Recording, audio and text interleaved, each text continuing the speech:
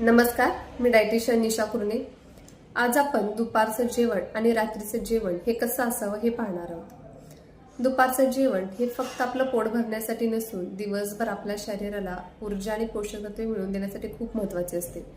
त्यामुळे दुपारच्या जेवणामध्ये प्रोटीन, फायबर आणि व्हिटॅमिन असलेल्याच पदार्थांचा समावेश करा, जसं की भाज्या, डाळी, धान्य यांसारख्या पदार्थांचा समावेश करा आणि पाणी भरपूर प्या। यामुळे तुमचं शरीर तंदुरुस्त राहणार आहे आणि दिवसभर ऊर्जा देखील टिकून राहणार आहे। प्रोटीन आणि फायबर असलेले पदार्थ खाल्ल्यामुळे आपलं पोट भरल्यासारखं राहतं, कारण हे पदार्थ पचायला वेळ लागतो, त्याच्यामुळे आपल्याला भूक देखील कमी लागते।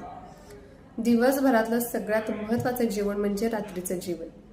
रात्रीचं जेवण हे योग्य वेळ आणि योग्य प्रमाणातच घेणं फार महत्त्वाचं असतं। रात्रीचं जेवण हे हलकं, पचायला सोपं आणि पौष्टिकच असावं। रात्रीचं जेवण आणि रात्रीची झोप ह्यामध्ये किमान 3 तासाचं तरी अंतर ठेवा।